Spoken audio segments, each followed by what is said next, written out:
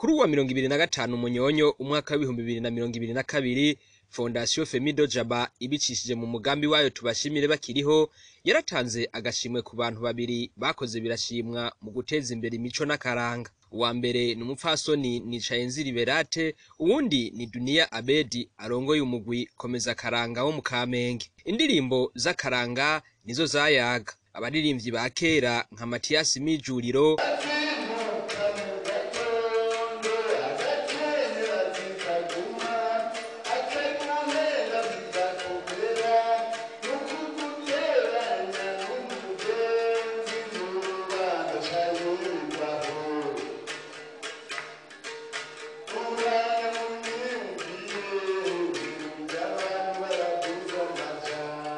Ciza Silvestre yamenyekanye cyane mu ndirimbo Akira impundu ndaguhaye. Joseph Torobeka avuze umuduri niho bari bibereye.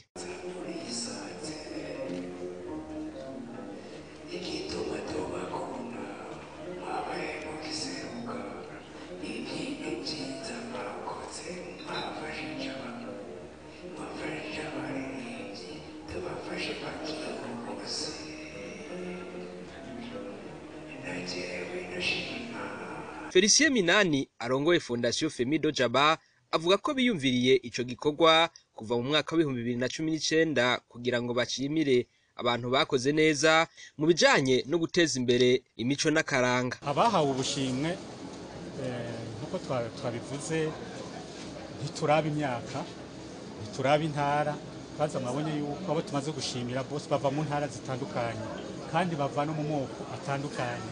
Harimwo abahutu, harimwo abatwa, harimwo abatutsi, twese turabana b'u Burundi. Ayo moko twavutse tuyasangaho, washaka tuyaha agaciro cyane muri fondation. Ico duha agaciro ni izina Murundi. Ubwo rero baba n'ugwaruka kuko kuba intwari ntibiraba imyaka.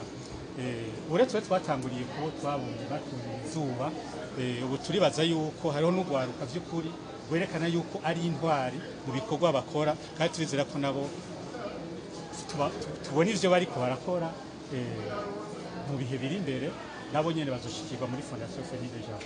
Abaronkejwe utwo tuganuke barashima. Umupfasoni Liberate Nicayenzi agira ati si kenshi vyari bimenyerewe ko abantu bo mu miryango y'abatwa baronka udushimwe. Nezerewe cyane kuko si kenshi cyane sikirenga abatwakazi dukunze kuronka udushimwe.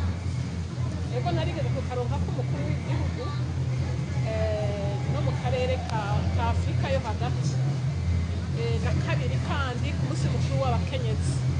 Hanyuma rero turanezerewe rero kubona bashobora kubona natwe ko hari ibikorwa by'igihugu by'amahoro by'urukundo byo gufashanya n'abandi twoba twarashoboye gushikako.